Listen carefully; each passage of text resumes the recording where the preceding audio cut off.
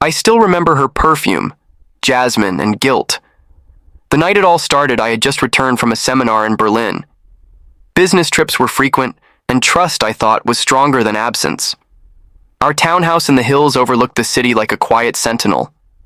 From the driveway, shadows danced in the upstairs window, 2 figures. I paused. My stomach twisted. Her name was Elira, a woman of soft lips and sharper secrets. We married young, built empires together. I handled investments, she curated galleries.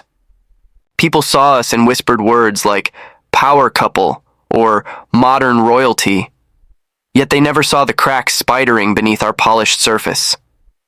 That evening, her voice trembled when I entered. "You're early," she murmured. Unbothered, I kissed her forehead. Something inside me hesitated, noticed the missing wedding ring on her finger. When questioned, she shrugged. "Got loose. I'll have it resized." A plausible lie. But something in her eyes broke trust like glass underfoot. Later, while she showered, a message blinked across her screen. "Can't wait to taste you again. Your husband doesn't deserve you." It wasn't the words. It was how often she'd deleted them before. This one remained, like a middle finger pointed at my sanity. His name was Garen. A personal trainer with arms carved like myth and charm, dipped in gasoline. I had seen him once at our charity gala, smiling too long at her while pouring champagne like liquid arrogance. Elira introduced us. "This is Garen, our new trainer." I shook his hand, firm grip, eyes that didn't blink. I did nothing that night except watch her sleep. Beautiful, fragile, cruel. I studied every curve, every breath, wondering when I lost her, or if I ever truly had her at all. By dawn, I knew I needed answers, and I knew I wouldn't like them. I hired someone discreet. A friend from university days turned private investigator. Within 48 hours, I had photos. Grainy, intimate, damning. Elira in a hotel room straddling Garen like a prayer gone wrong. My world split, not from rage, but clarity. This wasn't just cheating. This was planned. My mind raced. Revenge? Divorce? Confrontation? No, not yet. I needed control. I needed them to believe I was still the fool. So I smiled at breakfast, made love like a devoted husband, bought her roses. Pretended to forget her scent belonged to someone else now. Inside, I was sharpening knives, of the metaphorical kind. I started digging into Garen's past, found criminal records sealed under new identities, financial troubles masked by muscles. A man pretending to be more than dirt. I wouldn't confront them. I'd destroy them. Quietly. 3 weeks passed. I played my role perfectly. Smiling husband, affectionate partner, clueless Mark. Elira bloomed under the illusion. She laughed louder, dressed bolder, and grew bolder in her betrayal. Every act she performed felt like theater. Each kiss she gave a rehearsed scene. And I applauded silently from the front row. Behind curtains, I turned puppeteer. First, I baited Garen. A fake investor contacted him about a potential fitness franchise deal, franchises he couldn't afford, but desperately desired. I knew his weakness. Fame, wealth, validation. We played him like a fiddle, luring him with lavish dinners, contracts drafted by lawyers I trusted more than blood. Each clause twisted around his neck like an invisible noose. Second, I infiltrated their secret haven, a cabin on the outskirts of town. My investigator placed cameras, microphones, devices no larger than coins. Their whispered pillow talk streamed straight to my laptop, their lust, their lies, their plans. She giggled once, saying, "He's such a puppy. Pathetic but rich." I never blinked. At home, I began flipping her reality. One morning, I replaced her gallery's prized sculpture with a perfect replica. Hers had sentimental value, a gift from her deceased mentor. She didn't notice. The original now sat in a vault under my name. I erased her access to certain accounts, changed passwords, redirected emails, subtly, strategically. Then came the humiliation. Elira, emboldened by her alpha lover, decided it was time. She invited me to a charity banquet she had organized. The guest list reeked of pretense: socialites, gallery moguls, city politicians. Garen, dressed like a conqueror, stood beside her, grinning like a wolf on a leash. As I arrived, she took my hand in front of the crowd. "Darling," she said loudly, "I hope you don't mind Garen joining us tonight. He's such a comfort when you're away." A few gasps, subtle smirks, all choreographed to draw blood. I smiled. Inside, rage coiled, but I let it sleep. I clinked glasses with Garen, praising his dedication to fitness. I danced with Elira, whispering sweet nothings, while she smirked triumphantly. Later that night, during her speech, she crossed the line. And of course, none of this would be possible without my loving husband, who supports me even when he has no idea what's happening. Laughter. Soft, cutting. I applauded with everyone, then raised my hand.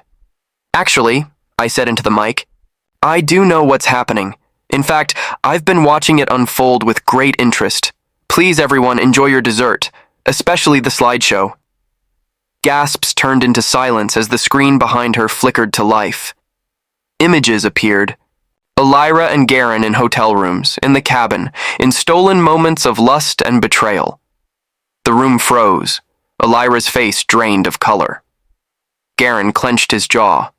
I stood, straightened my jacket, and left. No screams, no outburst, just silence following like a ghost. But this was only intermission. The fallout came faster than even I predicted.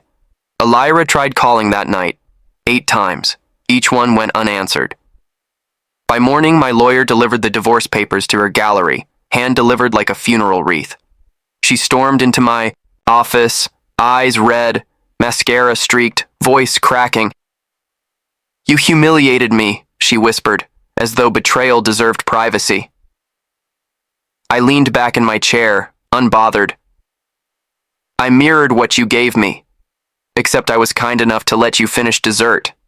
She slapped the desk. "This is vindictive." "No," I replied calmly. "It's calculated." I had more than photos. I had everything. Financial evidence of stolen funds from our shared accounts. Her gallery's recent acquisitions, bought using money funneled through a shell company in Garen's name. She thought I wouldn't notice. I did. I let her dig. The media swarmed.